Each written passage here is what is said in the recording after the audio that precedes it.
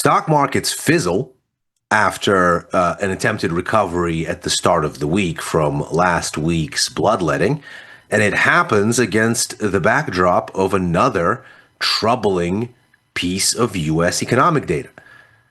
So, what is the U.S. economy actually doing, and how worried do the markets truly need to be? That's what we are going to tackle here on Macro Money. This is Ilya Spivak, head of global macro here at Tasty Live. Let's take a look at what we have on the menu in front of us then, and what the markets did today. We'll, as ever, begin with a look at the price action, see how we got there, and then try to figure out what comes next.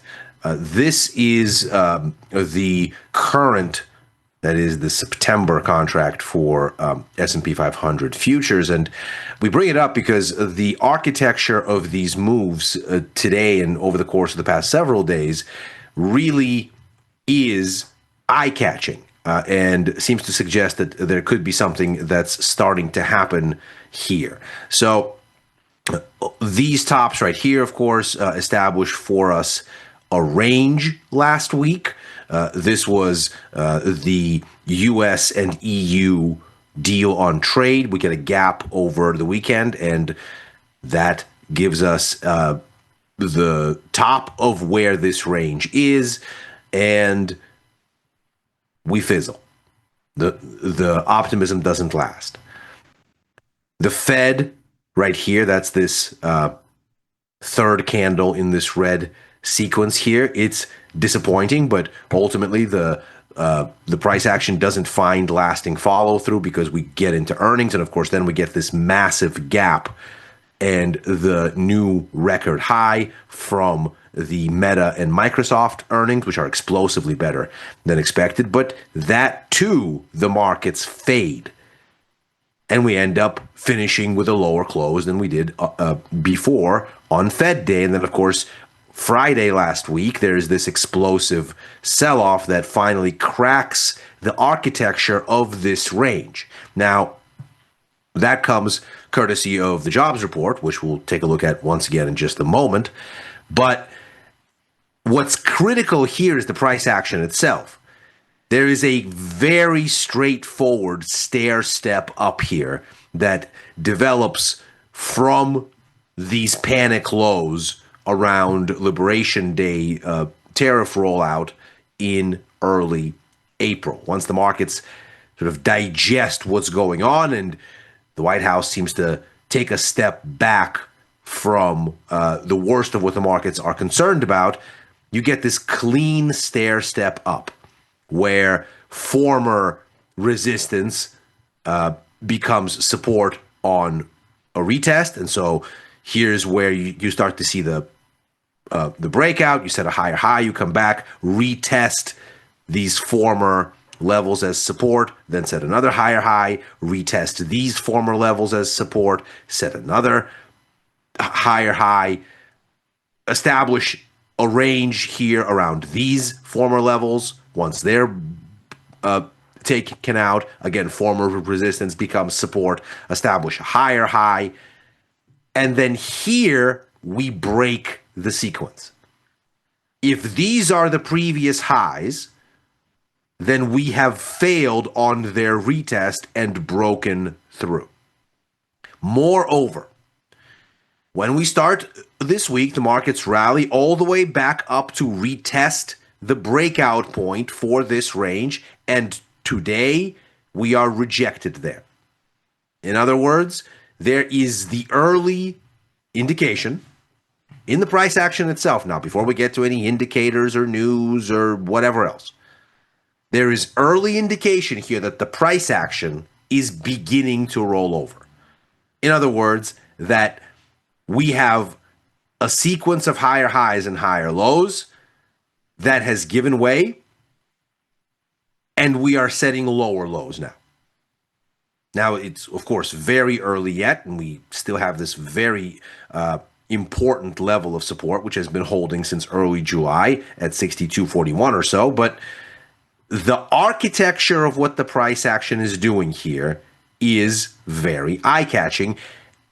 especially since the rollover starts not with a bevy of bad news, but with a bevy of good news that is faded. First, the EU-US deal. Next, those explosive tech earnings. Against this backdrop, today again, the outlook for Fed monetary policy pulls deeper into a dovish direction. We are now looking at 129 basis points in rate cuts between now and the end of next year. The markets are relatively anchored for this year at 50 or so basis points. We can see there's a little bit of fuzz around that. 52 basis points, that's basically a rounding error. And that's in line with what the Fed has been saying pretty much all year long. The real question is next year, and what the markets increasingly see as the likely disconnect from what the Fed is saying versus what they're going to have to do. The markets are now fully priced for 3 rate cuts next year, whereas the Fed has only forecasted 1. And today's data, the start of which is marked off the release by exactly the spot where stock markets start to sell off today, that reinforces this idea. And of course, we're talking about the ISM service sector report. It comes out disappointing, 50.1 on the service sector index. And perhaps the most critical bit here is that the biggest part of the U.S. economy is now at standstill. The service sector, of course, much larger in its contribution to the overall economy than is manufacturing. If manufacturing, roughly speaking, is about 20% of the economy, the service sector is closer to 70-75, with the rest being ag. And so the service sector is really the key here. And of course, we've seen now a parallel deceleration in both services and manufacturing for quite some months. So it's not as if it is news, really, that the U.S. economy is slowing, at least on this measure.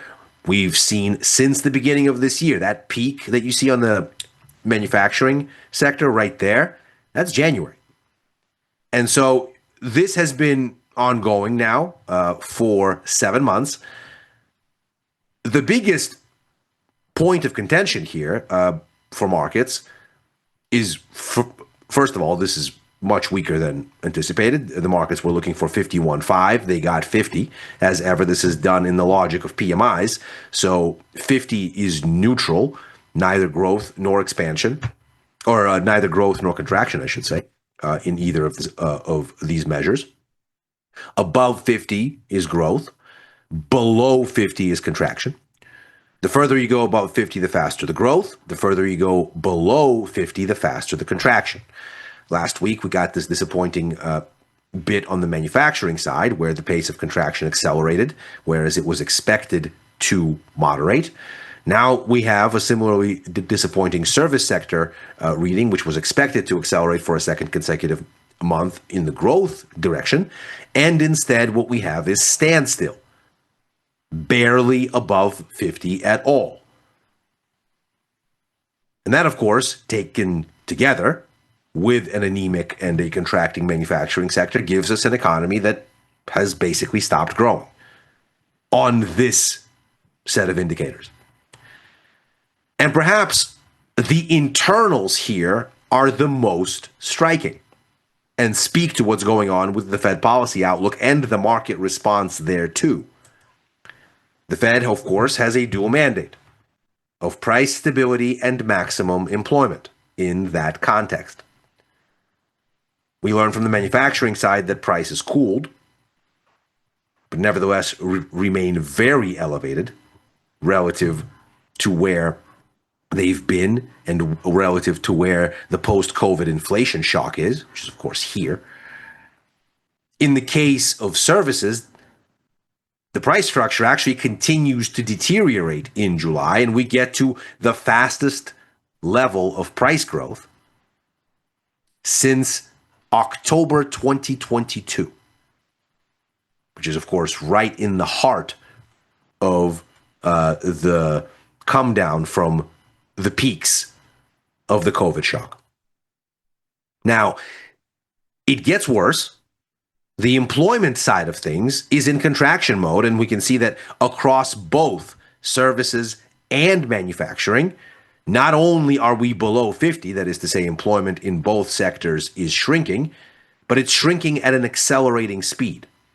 So we're getting deeper into contraction mode. And if we were to unpick the internals of this service sector report, there's really not a whole lot to like at all.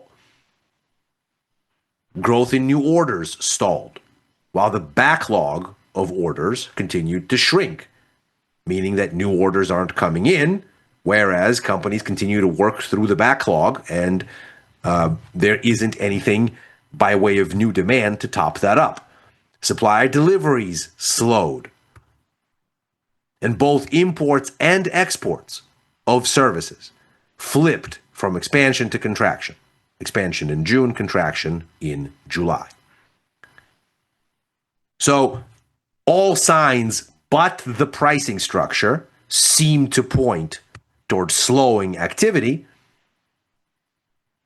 which is how you land on near standstill here, whereas the pricing structure is pointing to aggressive inflation. And of course, this is precisely why the Fed has been leery of cutting rates. But from the market's perspective, these inflationary concerns are inherently temporary because the demand destruction from the tariffs that is fueling these concerns will ultimately overpower, and we will land on growth, cooling, and disinflation. And ostensibly, you might be seeing that already in the manufacturing side, where we've finally had a dip in inflation. And of course, the manufacturing sector is a little bit more cyclically sensitive. And so perhaps we're seeing the beginnings of that start to occur.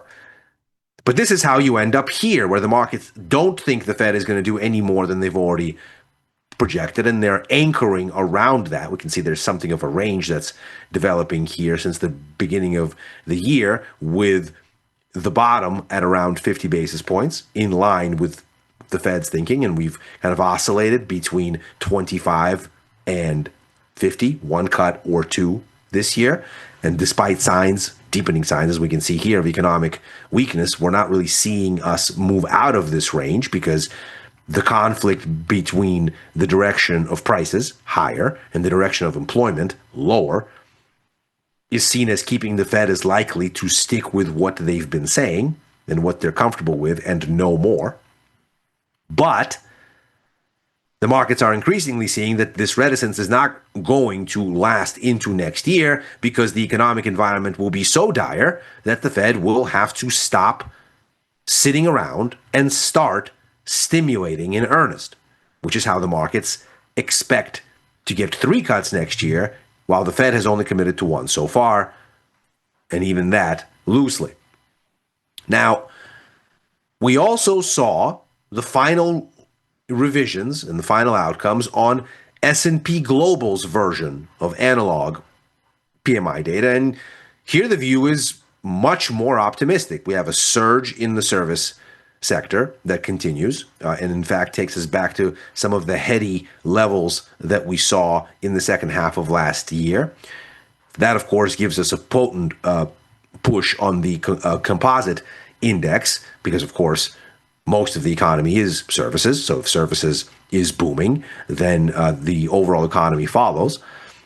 But a deeper slump in manufacturing, which has veered off in the opposite direction. So we're starting to look a bit like we did here at the midpoint of last year, which incidentally was when the markets, as we saw, had a similar sort of view, where here we can see that There was a steady view for 2026. The view for 2024 was similarly anchored, but then it was 1 year forward to look at 2025. And that's where the expansion in rate cut odds was really building, much as it is now building for 2026.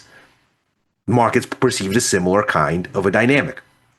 And so what we end up with then is perhaps the market's looking at this and saying, well, maybe this is where we were at the beginning of July when the S&P survey was conducted.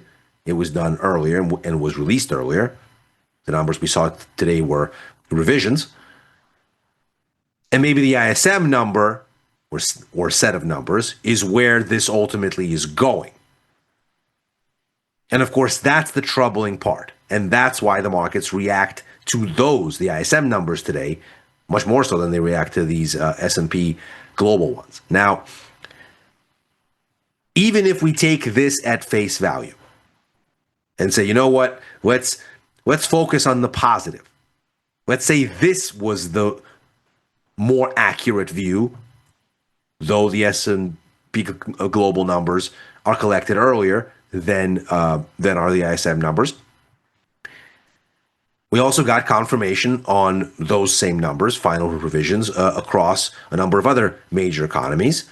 For Europe, we can see standstill, barely above 50, and indeed stuck there, stuck near that standstill as we've been basically all of last year and going into this year. In the case of China, the S&P Global and Caixin version of that data, again pointing to standstill. We have a slight pickup in services and a deterioration in manufacturing that sort of within the recent ranges gives us a net outcome that's a bit positive. And we'll take a look at what that composite landed on in just a moment. But it's not difficult to kind of put a midpoint through here and say, well, if this is pushing in this direction and this is pulling in that direction, then you probably end up somewhere just north of 50 for the composite.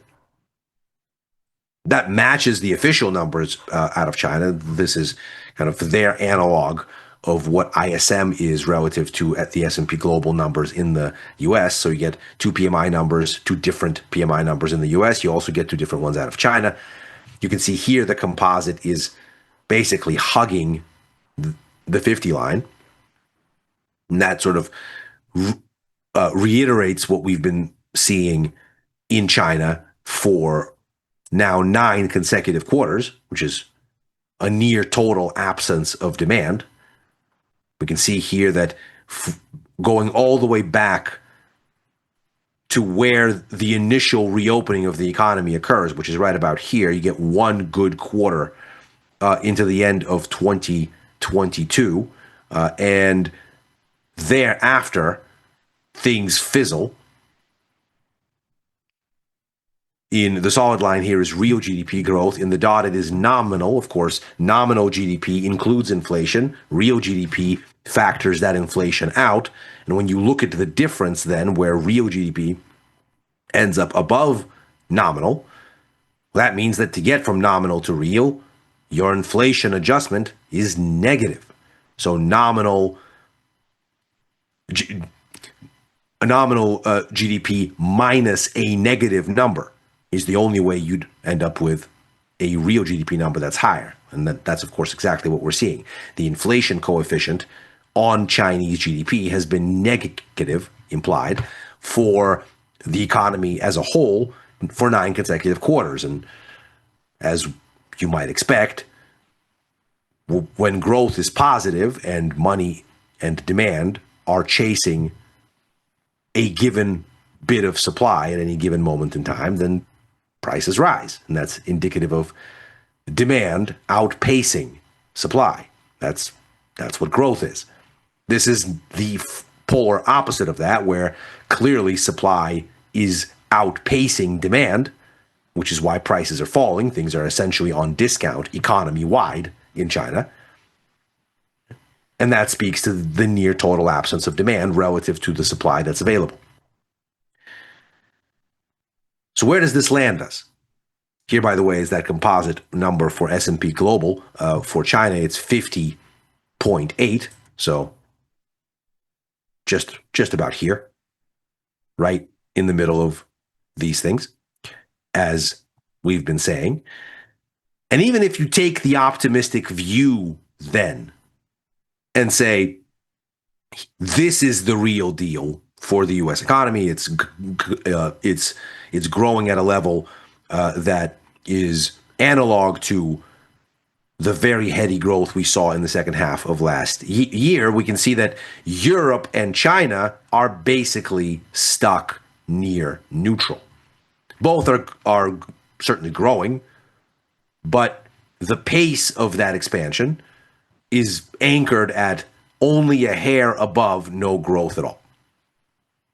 And we've been anchored here for the better part of last year as well as this year. And this really is why the markets seem to be so concerned.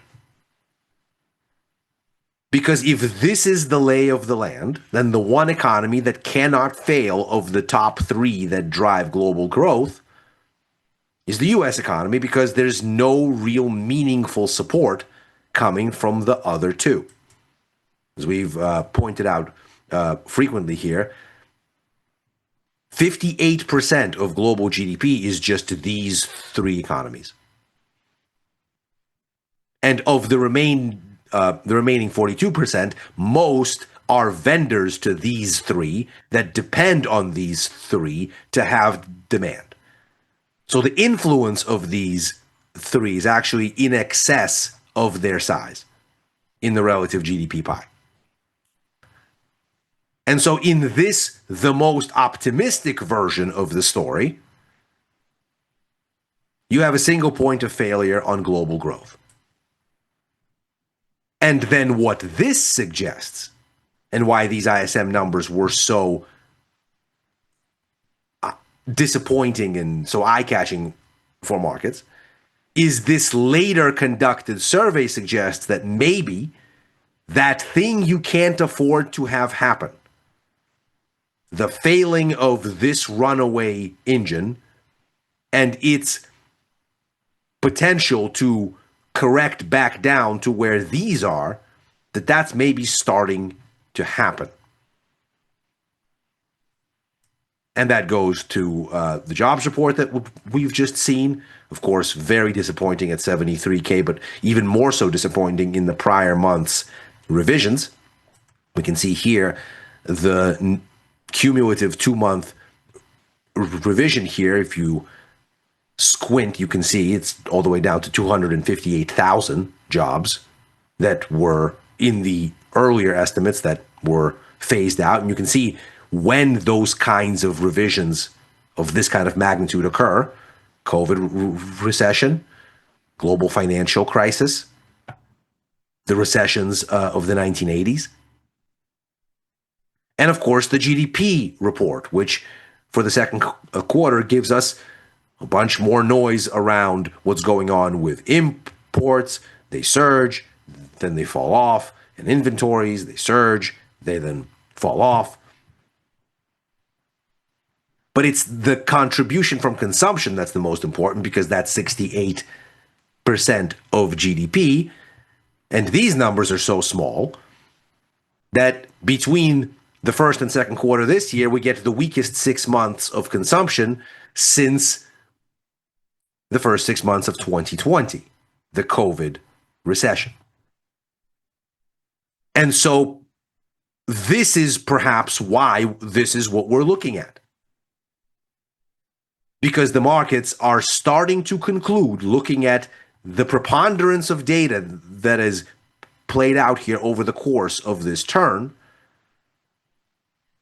that the US economy, the one engine of global demand you couldn't afford to fail in this environment, is starting to decelerate in a worrying kind of way. And if you look at the way that that's happening, the Fed is not going to come to the rescue until the pain is far more acute, which means the economy has all kinds of room to weaken before there is action from policymakers to push us in the opposite direction.